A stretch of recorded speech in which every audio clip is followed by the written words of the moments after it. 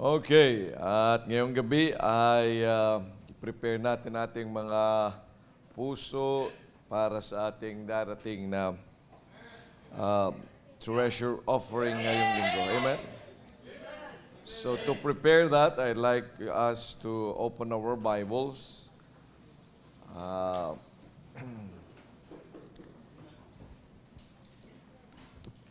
Sa Exodus chapter 35. Exodus chapter 35.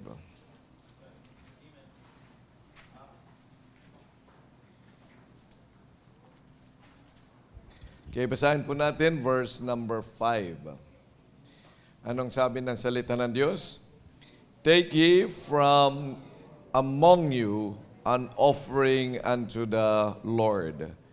Whosoever is of a willing heart, let him bring it, an offering of the Lord, gold and silver and brass. Punta tayo sa Exodus chapter 25. Exodus chapter 25. Verse number 1 and 2. Let's read. Ready, go. And the Lord spake unto Moses, saying, Speak unto the children of Israel, that they may bring me an offering. Of every man that giveth it willingly with his heart, ye shall take my offering. You know, ang atin pong treasure offering should really be a reflection of a willing heart. Kaya po ngayong gabi ay nais kong dalhin sa inyo ang salita ng Diyos na ito. A willing heart, an offering, a willing heart. We shall take or bring an offering. Ang sabi ng Panginoon, bring me an offering of every man that giveth willingly. So we ought to bring the Lord an offering that is of a willing heart. Tingnan po muna natin ating mga puso. Dadako ulit tayo sa isang ceremonious na gawain. Ang mga frontliners kakanta dito. For where your treasure is. Aawitin natin with all my heart. Aawitin natin ang mga bagay. At gagawin natin ito at tayo magdadala ng mga offering, will it all really be a reflection of a willing heart? Tayo po'y manalangin. Dakilang Diyos, muli po, pagpalain mo ang aming pagninilay-nilay ng inyong salita. Help us to be humble enough na tingnan ang amin pong mga sarili na upang ang amin nga pong ipagkakaloob sa inyo ay bagay, bunga ng amin pong mga puso na willing para nga po sa pagsunod at pag-ibig sa inyo nga pong gawain. Maraming salamat po sa pagkakataong ito. Hinihiling ko, Holy Spirit of God, convict us with your truth and help us to really do things of a willing heart. For this I ask in Jesus' name. Amen. Okay, please take your seats. So tayo po ay nasa pa rin. Do not forget the bigger thing. Ang ating ginagawa ay dapat tayo ay lumalago.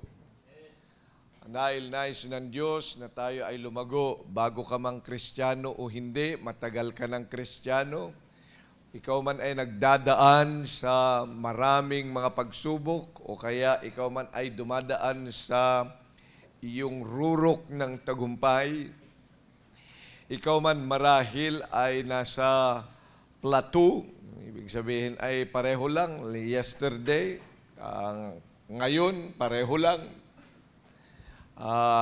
Dumadaan ka sa plateau ng buhay mo. Yung iba naman ay dumadaan doon sa valley. Pag sinabi nating valley, pababa, pabagsak. Okay. Yung iba naman ay dumadaan saan? Doon on a mountain top. Bakit mountain top? Kasi nga, siya triumphant, masaya. Yung iba naman ay nasa kalungkutan, yung iba ay nasa kagalakan, yung isa ay napagkatalo, yung isa naman ay wala lang. Pero sa alinman doong lugar, o kaya sa buhay na ito, saan ka man yan dumaraan, ang sabi ng Diyos, dapat ikaw ay lumalago. Amen?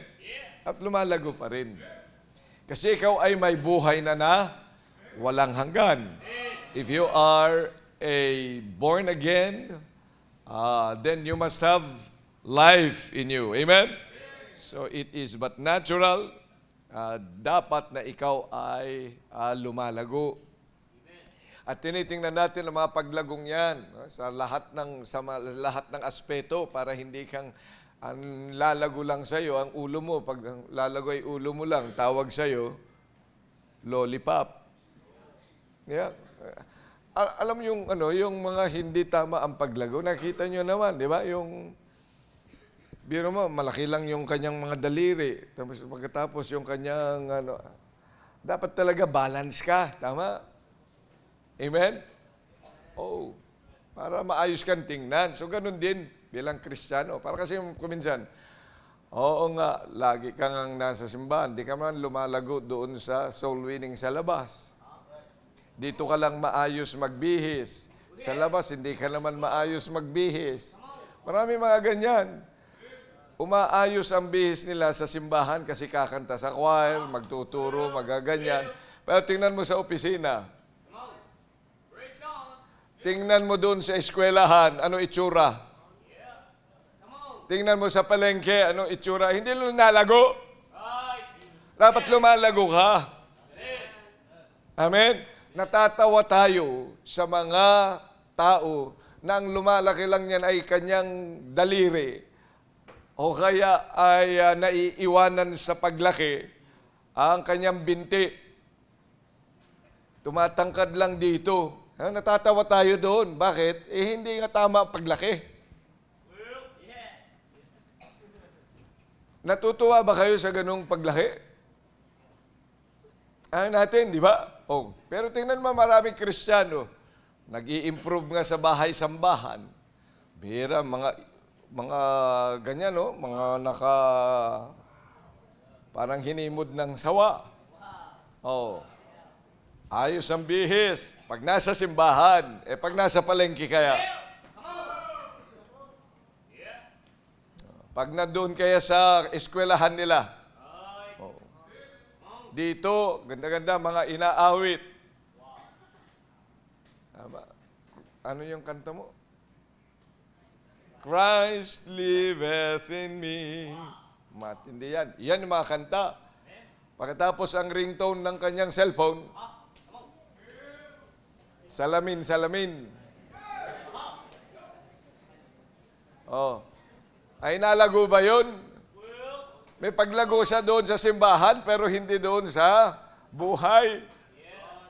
Ay maling klaseng paglago dito. Dito siya nagsasabi ng amen. Pagdating doon sa bahay nila, nagmumura. Sabihin mo sa akin kung lumago ng maayos, hindi siya nalago. Dapat talaga well-rounded. Dito, madaling utusan. Amen. Pagdating kaya sa bahay, madali ba rin bang utusan? Hindi nalago ng maayos. Amen. Kaya bilang mga anak ng Diyos, dapat talaga tayo ay nalago. Kaya iniisa-isa ho natin yan. Kaya pag nasa bahay-sambahan ka, dapat naikinig ka dahil may mga bagay na babanggitin para ikaw ay lumago. Hindi ka pinatatamaan, talagang tinatamaan ka. Ba't kailangan mong tamaan? Para yung dapat na tagpasin sa'yo, diba? I-prune. Yung pag sinabi yan, di ba, sa mga halaman, bakit ba naaayos yung kanyang canopy? Kasi ang mga yan, tinitrim. Pag hindi mo trinim yan, pangit yun. Ganon din ang mga Kristiyano. Kaya kinakailangan ng preaching ng salita ng Diyos. At dapat talaga ay nasasaktan ka. Sabi nga niyan ay dapat mayroong natatanggal sa isip mo na mali. May natatanggal sa ugali mo, nasasabihan ka. And kung hindi ka nasasabihan sa mga mali na akala mo sa buhay, na mga nakakalimutan mo sa buhay mo, ay hindi ka nagsimba. Ikaw ay nanood lang ng sine. Yun lang yun, ikaw'y naglakwat siya. Amen? So ngayon ay pinag-uusapan natin tungkol sa pagiging steward natin. At isa yan, yung pagbibigay natin sa gawain ng Diyos. Amen? Na dapat ay maunawaan mo kung ikaw ay anak na ng Diyos, dapat talaga ikaw ay nagbibigay sa gawain ng Panginoon at yung klase ng pagbibigay mo ay kaiba doon sa pagbibigay mo sa labas, doon sa iba. Pagbibigay mo doon sa mga magulang mo, dapat ay iba. Pagbibigay mo doon sa kapatid, doon sa mga kawang gawa, doon sa mga panlilimos, doon sa ibang mga bagay. Ang dapat pagbibigay na meron ka dahil anak ka ng Diyos ay naaayon sa pamantayan ng salita ng Diyos. That's why there is what we call stewardship of giving. Kaya natin yan pinag-uusapan. At napag-usapan na natin na ang pagbibigay sa gawain ng Diyos ay by grace. Amen? I hope that you will not forget that it is by grace. Sa totoo, ang Diyos, ito'y gawain ng Diyos, ang simbahan gawain ng Panginoon. Maraming salamat na pabilang tayo. Biro mo yan, tinatanggap yung iyong trabaho saan? Sa choir, samantalang yung boses mo. Kahapon, nung nakaraan, ay nagsinungaling yan, pero kumanta.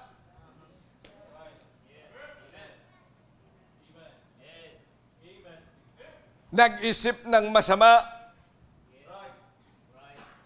Naging karnal, pero binigyan ng pagkakataon ng Diyos na umawit. Hindi tayo pinatay ng Diyos nung tayo ay magkasala sa Kanya. Kaya nga by grace yun, maging sa pagbibigay sa gawain ng Diyos.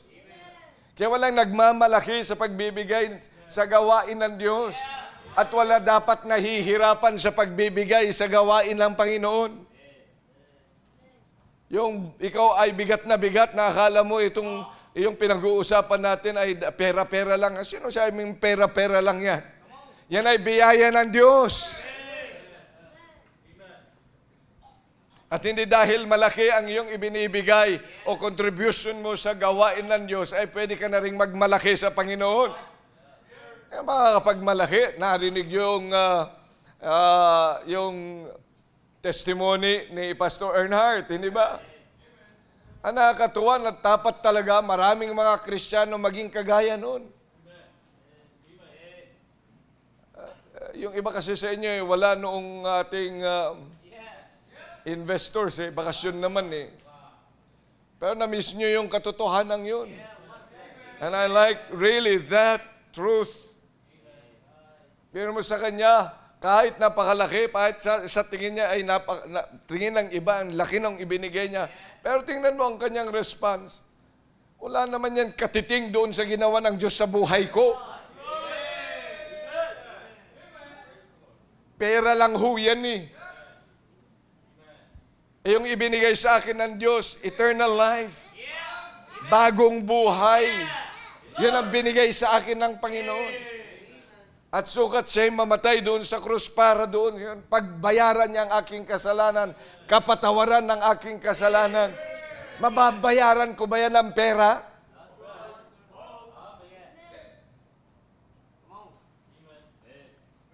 Kaya po yun yung nakakaunawa sa pagbibigay sa biyaya ng Diyos. Yun ang talagang pagbibigay. Kaya hindi siya nagkukwenta nun. Yung sa binibigay niya sa gawain ng Panginoon. Giving should also by faith. Amen? Dapat talaga sa pananampalataya, at nakita natin yan sa pananampalataya ni Abel. Nakita natin yun, nang pinakita ni Abraham kung anong uring pagbibigay dapat. At ganun din kay Hana. At ngayon ay gusto kong makita natin that it must really be done of a willing heart. At tingnan natin ang puso natin ngayong gabi. Remember, na ang puso ng isang tao ay madumi. Ano ang sabi ng Panginoon? Yung puso, yung sentro ng buhay natin, makasarili tayo Wala namang sayo, pero sinasabi mong sayo, akin to. Ang namang bagay dito sa mundo nasa atin Pero, ganun pa rin. Inaangkin pa rin natin yan. Why? Because the heart is above all deceitful and desperately wicked. Yan ang puso ng tao. Kaya walang tinuruang bata dito magsinungaling. Walang tinuruan sa atin na mangamkam ng mga bagay na hindi naman sa atin. Walang tinuro yan, walang nagturo sa iyo. Pero yan ay nature ng bawat isa sa atin dahil makasalanan tayo.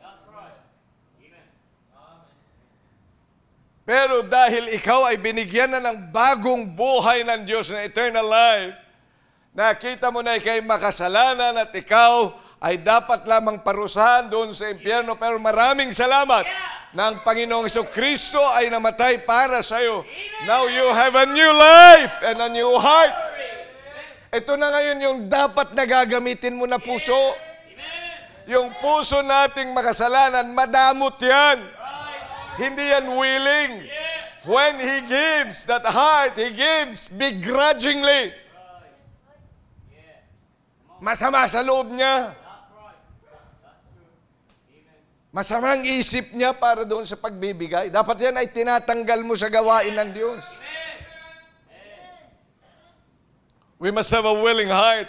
Dahil yun ang naisin ng Panginoon. And that heart is not sin of man. Hindi nakikita yan ng kapatid mo, hindi nakikita ng tao yan. Hindi ko nakikita, kaya kahit anong laki ng binigay mo, hindi ko naman kita puso mo. Kahit anong liit ng binigay mo, hindi ko rin kita ang puso mo. Kaya nga kailangan natin na dapat personally tayo may pag-usap sa Panginoon. Tingnan natin ang puso natin. As we approach our treasure offering Sunday. And I believe with all my heart, yan ang naisin ng Panginoon. Remember that He loves the church. Ito pong text nating binasa sa Exodus chapter number 25 ay nagpapadala ang Panginoon ng offering sa mga tao na may willing heart to build the sanctuary. Tingnan natin, balikan natin para maintindihan natin ng maigi. At anong kinalaman nito sa ating simbahan sa kasalukuyan? Verse number 8. Diba? Nung nakalagay sa chapter 25, verse 2, speak unto the children of Israel that they bring me an offering for every man that giveth it willingly with his heart, ye shall take my offering. Para saan yun? Verse 8, and let them make me a sanctuary that I may dwell among them. Look, our God wants to dwell with us. So yan talaga yung nais ng Diyos.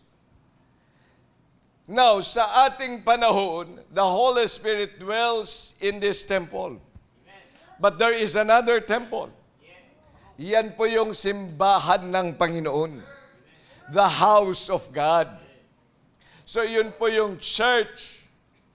Ang church, anong sabi ng Panginoon sa Ephesians chapter 5? Again, let's look at that para maintindihan po, lalo na ng bawat isa ng mga bago. Ephesians chapter 5. Husbands, love your wives, verse 25, even as Christ loved the church and gave Himself for it. So yung church, yan po ay ang bahay ng Panginoon. He calls it temple in our days. So that's the church, the house of God. And cross-reference, 2 Timothy chapter 3. Ganyan po ang mag-aaral ng salita ng Diyos. May mga cross-references. 1 Timothy chapter 3, verse number 15. But if I tarry long, nandun ka na, Jampong? 1 Timothy chapter 3, verse 15. Alam nyo kasi, mas maganda tumabi kayo sa may maalam na. Huwag kayo magtabi-tabing wala naman kayong magandang tumabi sa inyong mga magulang. Nasaan ba tatay mo? Sige, tumabi ka doon kasi. Huwag mong iiwanan tatay mo, lalo na tuturuan ka niyan. Yan. Yan ang reason bakit ko pinatatabi. Hindi mo na, lalo na yung mga bago, huwag kayo masyadong magtatabi. Bago lang yung kasama mo, kaya kayo maglalaro lang dyan. Okay. 1 Timothy chapter 3, verse 15, anong sabi? But if I tarry long, that thou mayest know how thou oughtest to behave thyself in the house of God, which is the church of the living God, the pillar and the ground of truth. See, the house of God is what? The church. So ano nga yung church? Napag-aralan natin ang church is the assembly. So this is the church. Nag-a-assemble tayo. Church ang tawag niyan. Assembly. Yung pagtitipon natin, church ang tawag niyan. Kaya ikaw ngayon ay nasa church. Marami absent. Oo nga. Pero maraming salamat, nandito ka. Biro mo yan. Sino ba nagsabi sa atin na wala kang ginagawa dahil nakasama ka? Marami tayong ginagawa. Pero maraming salamat, nandito ka. Yung iba nakakadalo lang sa umaga. Yung iba naman sa gabi ay hindi makadalo ng gabi. So yun yung church noong 26 may church din.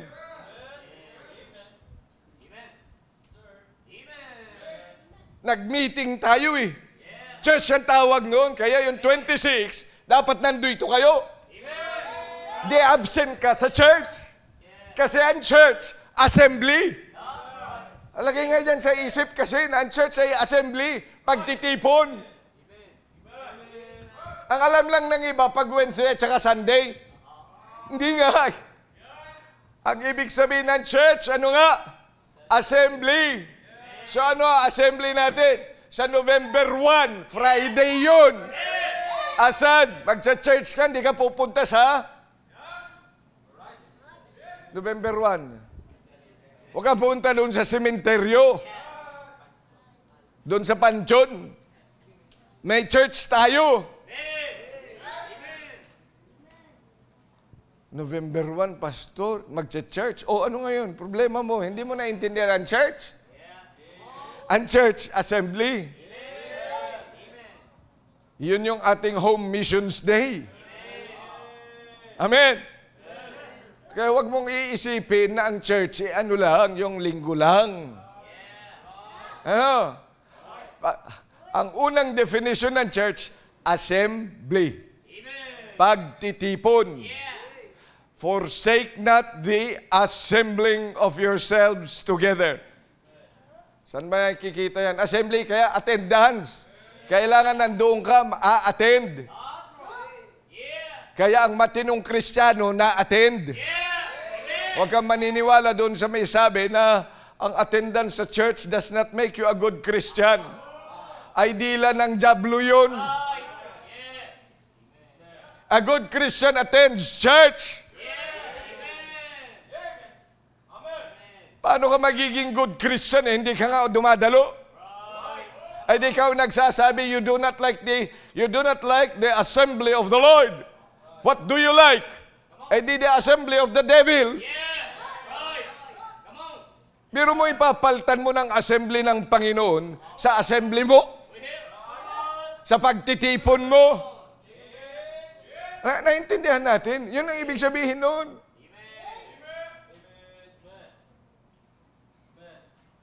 At sabi ng Diyos, bring an offering para doon sa gawain. Ay, so mahal ng Panginoon ang sanktuaryo. Mahal ng Diyos yan. Yung tabernakulo na yan ngayon, ay doon sa Old Testament pinagawa niya. Pero pagdating natin dito sa New Testament, now He calls it the church. He established His own church. He said He gave His own self. He gave Himself for the church. Ano ba ang church? Una, pagtitipon, assembly, dapat attendance.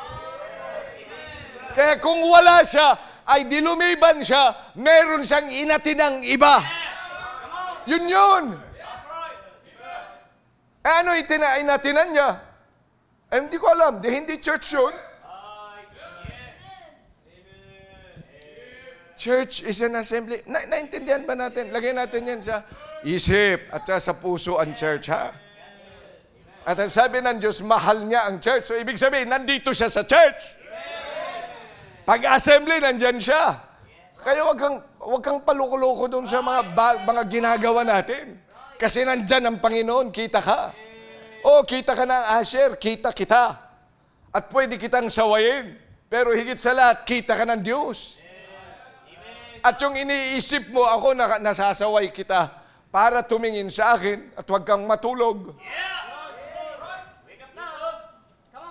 Pero nakikita ng Diyos ang puso mo. Nasaan yung isip mo? Na hanggang ngayon, hindi mo pa rin alam ang unang definition ng church. Ano church?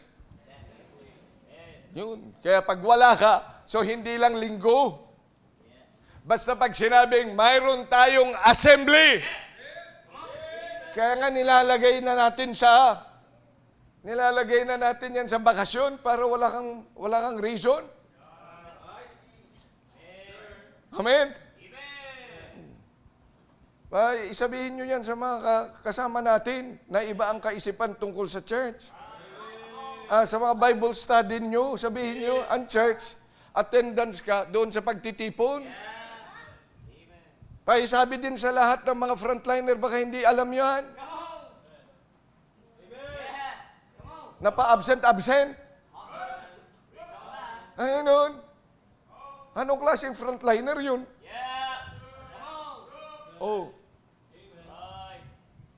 Bilang anak ng Diyos, dapat natin maintindihan yun. Attendance. Amen? Pangalawa, ano ba ibig sabihin ng church? It's an organized body. The body of Christ. Ano ibig sabihin? May function. Amen?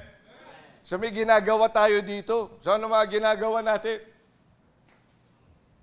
Soul winning. Number one, soul winning. Gawain yun. So by soul winning, di gastusan yun. Pamasahe. Tama? Yung iba nakakatuwa nga, may nagbibigay pa. Ngayon, may good news class. Yung iba, may nagbibigay para sa good news class dito. Mapalad nga ang Bangyas, may nagbigay. Good news class sa Bangyas. Sabi ko, dibigay mo doon sa nag-good news class. Maganda nga yun. Nilagay lahat doon sa offering. Kung gusto nyo, i-announce ko rin. Kung gusto nyo, i-announce ko kung sino yung nagbigay. Okay lang. Pero maganda nga, ganun yun. Kaysa sa susulisit ka, yun pala hindi naman dadalhin doon. Magandang bagay yun. Mailagay mo lang doon. Yan, kahit tingnan mo, gagastos lang tayo Amen? Kaya kailangan na offering. An organized body. Kaya kailangan natin ng property. Kasi organized tayo. Dahil ang gawain ng Diyos, kaya nga may school tayo, meron pa tayo, may Bible school, at meron pa tayong ibang mga gawain dito araw-araw. Organized body kasi yun. Mayroon tayong mandatos. Ano mandatos natin? Great Commission. Go and preach the gospel, baptizing them in the name of the Father and of the Son. Ano pa? Teaching them. Kaya dapat nandito yun. Kaya kailangan natin ng mic, kailangan natin ng lugar na kagaya nito kasi ito yung lugar kung saan tayo nagtuturo.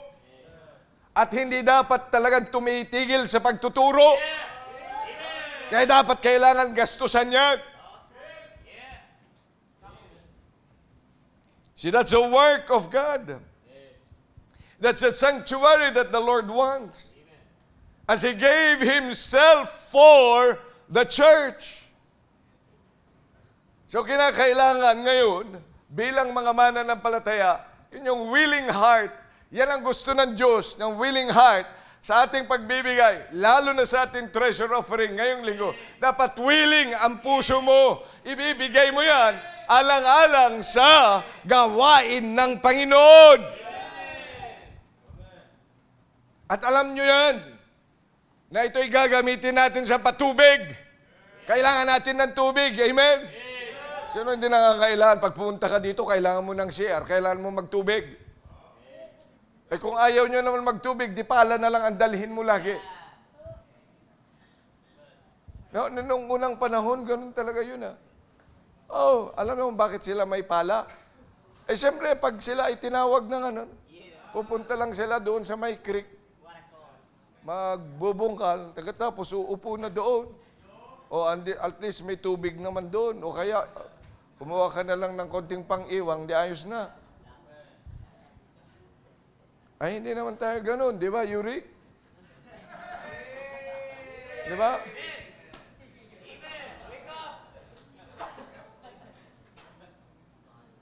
Oh. Kaya may tubig, kailangan.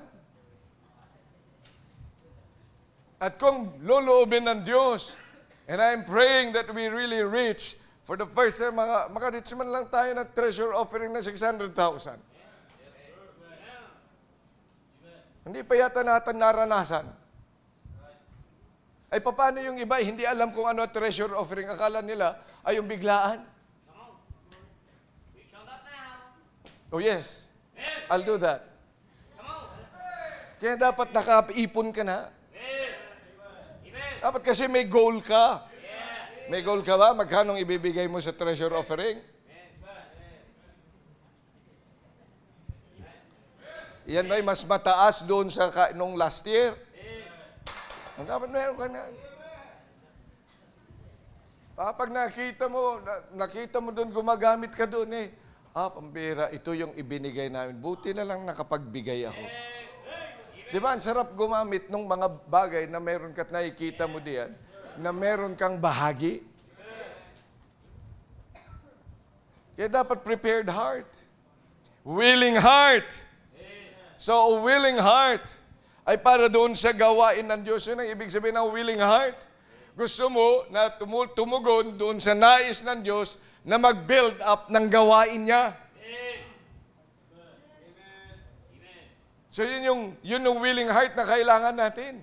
Dapat yun yung puso natin. Kaya tayo magbibigay, kaya na tayo nag-prepare. Ito yung mga malakihang pagbibigay sa gawain ng Panginoon because we have a worthy project to make and to accomplish for the Lord and His work. Kaya dapat preparado ka. Hindi yung nabigla ka. Kaya anong ginawa mo para ka nanlimos? Kaya dapat talaga yung pinag-isipan mo, pinag-pray mo yun. Kasi nga merong gawaing maigi. Dahil sabi ng Panginoon, bring me an offering. Yun yung willing heart. A willing heart, a willing to build the temple, a willing to build the work of God. Handa talaga ibigay niya, magbigay siya ng kanyang effort, ng kanyang treasure. Para ma-build up yung gawain ng Diyos. Para hindi lang siya yung gagamit at sisirain yung gamit, kundi ma-build up. Ano tingnan mo, pag ikay nagbibigay, na yun ang intention mo, ay kita mo gusto mong pag-ingatan yun dahil yan po ay ibinuhos mo yung iyong resources para diyan. Marami sa atin ang gagamit lang ng gagamit at walang pakialam kung yan ay nasisira o hindi. Ay kasi nga, hindi niya ginastusan.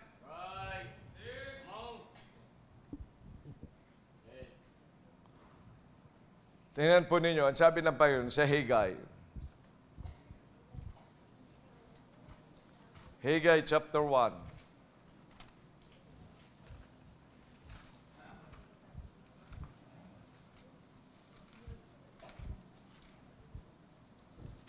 Mahirap-hirap hanapin yun na. Ano sabi ng Haggai?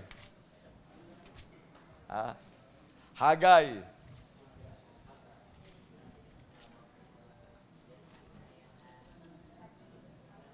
Zechariah, Haggai.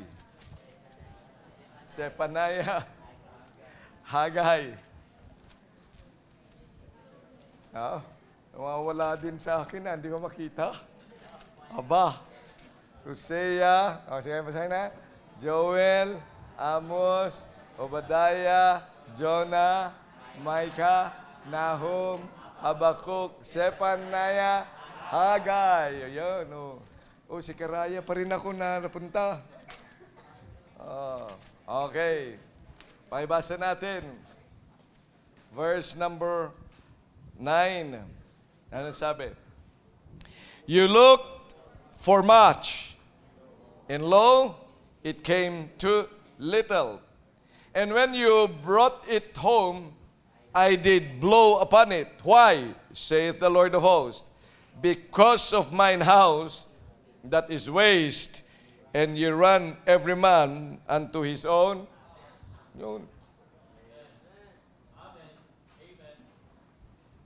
Alam niyo mga pabaya sa bahay ng Panginoon, ang sabi ng Diyos, kahit na anong sikhay mo sa buhay mo, I will blow it. Yan sabi ng Panginoon.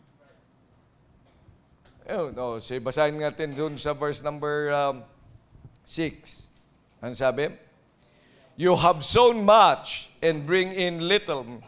Ye eat, but you have not enough. Ye drink, but you are not filled with drink. Ye clothe you, but there is none warm. And ye had that earneth wages to put it into a bag with holes. Trabaho ka ng trabaho. Kumikita ka naman. Pero bakit parang walang nangyayari? Nilalagay mo lang sa bulsang butas. Ano ba ang problema? Thus saith the Lord, verse 7, consider your ways. Abay, dapat kasi, mag-isip-isip ka nga, consider mo yung ways mo. Go up to the mountain and bring wood and build the house, and I will take pleasure in it, and I will be glorified, saith the Lord. Yun, ang sabi ng Panginoon, go out to the mountain, go up there, and build the house of the Lord. Ay, wala ka naman kasing pakialam doon sa simbahan mo. Nag-i-enjoy ka lang doon. Nag-i-enjoy ka lang sa aircon, sa tubig. Nag-i-aircon ka lang doon. Sa ganda ng lugar, sa pamamasyal, nag-i-enjoy ka lang doon sa kanta ng choir, sa kanta ng solo. Nag-i-enjoy ka lang sa pagtuturo nila, nag-i-enjoy ka lang doon sa mga ginagawa mo. Pero wala ka namang ano yan eh. Nag-i-enjoy ka lang matulog. Oo nga, natutulog ka dyan sa mga properties ng simbahan. At gamit mo yun, nag-i-enjoy ka doon ah. Pero ang tanong sa'yo, are you building it up? Dapat maging willing ka. Consider your ways. Ang sinasabi ng Diyos, mahalin mo yung gawain ng Panginoon. At tulungan mong ma-build up yan. Kaya tayo may treasure offering. Dahil pang build up natin yun. Mga malakihang pagbibigay. Kaya bilang anak ng Diyos, dapat talaga nagpe-prepare ka. A willing heart, yun ang kailangan natin. Bilang mga mananampalataya. Tingnan nyo pa, balikan natin. So maliban diyan, it's a giving to build the house of the Lord or prioritizing the house of God. Yan yung willing heart. Okay. Yan ang willing heart. Mas uunahin yung gawain ng Diyos. Yan yun sa Exodus 36. Verse number 5 to 7. And they spake unto Moses, saying, the people bring much more than enough for the service of the work which the Lord commanded to make. And Moses commanded that they cause it to be proclaimed throughout the camp, saying, let neither man nor women make any more work for the offering of the sanctuary. Matindi yan, ano?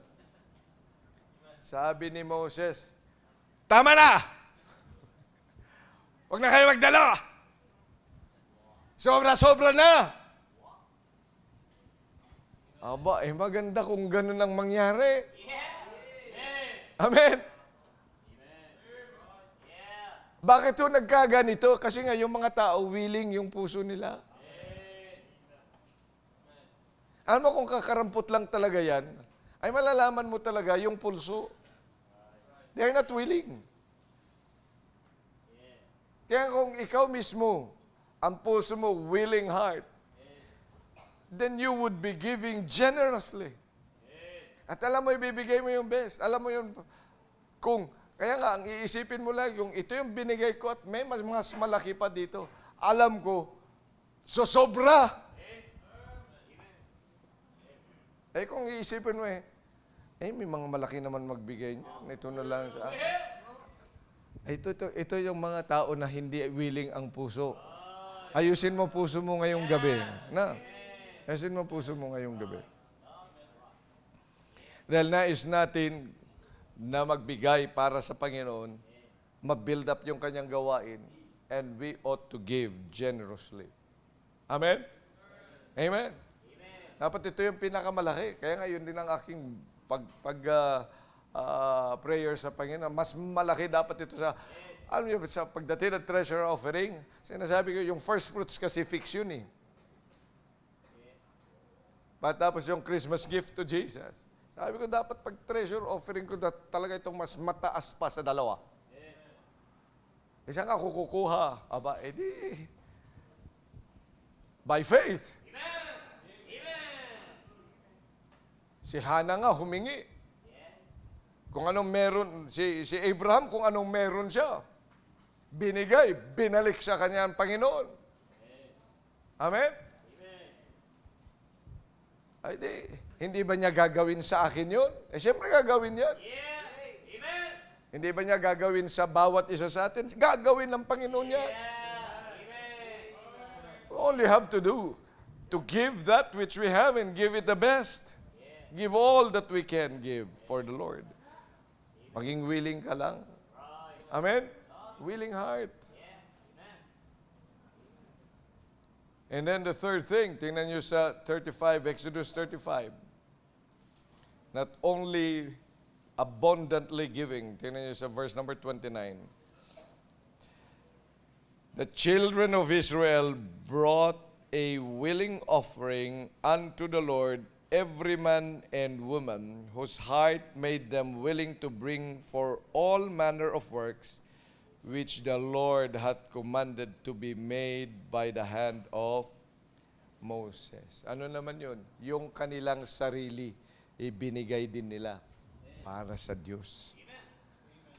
Yung iba kasi, para lang mga tatay sa ating panahon, binigyan na kita ng pera. Ayos na yun. Hindi ho. kundi binigay pa niya yung kanyang service para sa Diyos. Amen? Hello? Yun ang a willing heart.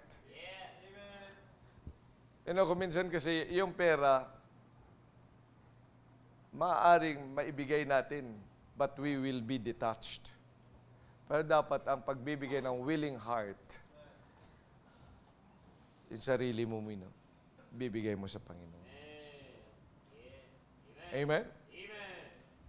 At naibigay, kung paano binigay ng Panginoon ang kanyang buhay para sa atin, ay dapat matutunan natin yung uring pagbibigay na yan. Bigay din natin ating sarili sa Diyos. Amen? Bigay natin ang ating bibig, bigay natin sa Panginoon. Ang ating mga kamay, ang ating paa, bigay natin sa Panginoon. Ang ating isip, bigay natin sa Diyos. The affection should also be given to our God. Our skills, our time, dapat matutunan natin ibigay ito sa Panginoon. As this is giving with a willing heart, not begrudgingly. Kaya nga ngayong gabi, ang sabi ng Panginoon, examine whether you be in faith. Okay, tayo ay dadako sa mga malakihang pagbibigay ng kagaya nito at makikita natin ang development ng atin nga po pangangailangan ng simbahan. Ay dapat talagang magawa natin ito with a heart that is willing. Kailangan natin ng mga mananampalataya na willing dito sa gawain to build the house of the Lord. Kaya yung mga, kung ikaw man ay naririto ngayon, ba't hindi mo natin i-prepare ang ating mga puso? Lord, I really have to prepare my heart. Give me a willing heart to build your house.